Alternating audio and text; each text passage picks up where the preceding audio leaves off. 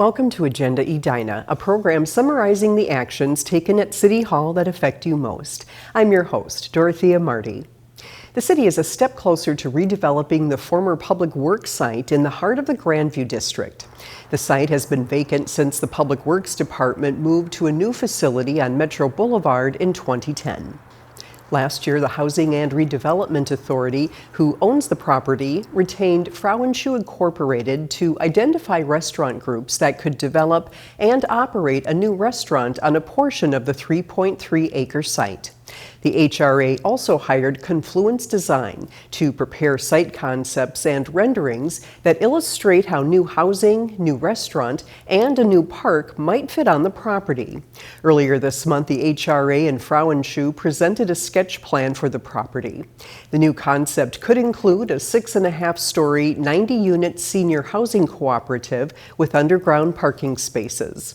It could also include a 3-level restaurant with a speakeasy and private dining room.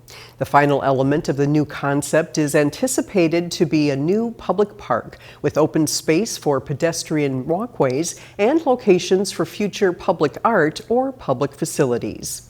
The park would also incorporate a new bridge that will connect to city-owned Grandview parking structure located behind Jerry's Enterprises. This has been such an important and area of focus for the city. Many years of planning, many years of planning, a lot of interest in arriving at an outcome that can really create a community gathering place and a destination.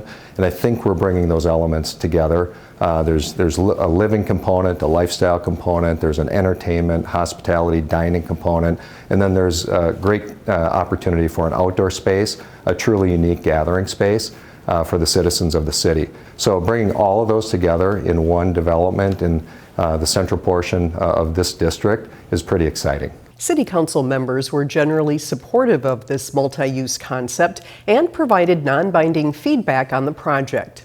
In the weeks ahead, the Edina HRA will discuss formal real estate terms with housing operator United Properties and restaurant operator Jester Concepts.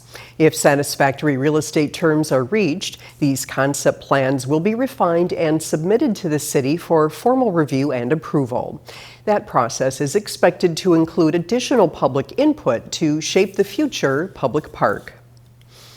A noise wall is planned for a section of U.S. Highway 169 in Edina.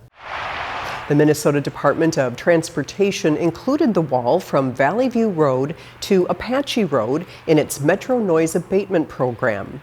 MnDOT would pay for 90% of the cost of the 20-foot tall wooden walls. Benefiting properties would be assessed the rest. So we're standing here at 169 and Valley View Road, and it's just a perfect example of MnDOT's noise wall abatement program. You can hear the traffic, you can see the traffic, and once this 20-foot wall is installed, this noise level will go down for the residents, the aesthetics will improve. The only downside, a little bit of a downside, is that the residents have to pay a portion of it.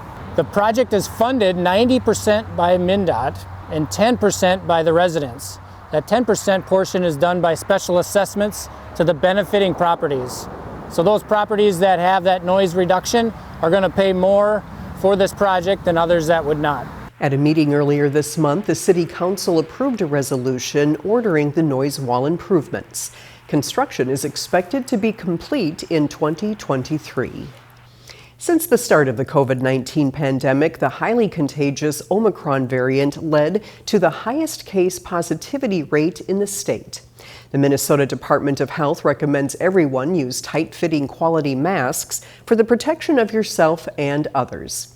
The city was recently able to deliver free KN95 respirator masks to local restaurants for their employees and to some housing complexes. Edina TV shows us more about the effort to make quality masks available for free in the community.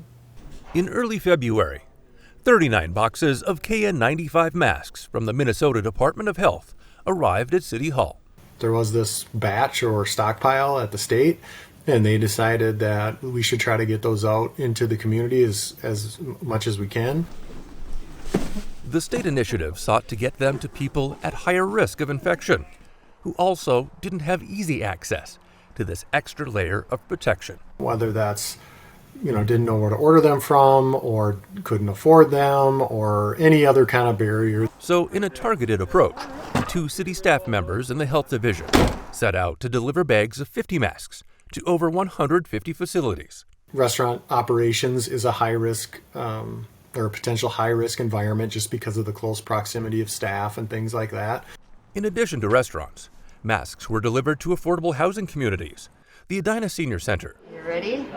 and a COVID-19 vaccination and booster clinic at the Braemar Golf Course. Back in 2020, we got the cloth mask. They told us mask up, and so we have been. As we have learned more about the virus and we have seen variants come out and everything, the current recommendation is that we upgrade our masks. Within a few days, all the masks were delivered. A statewide effort to put better masks in more hands, with the help of city public health offices. And hopefully we keep on this trend of lowering rates. I'm Dan Carpenter for Edina TV.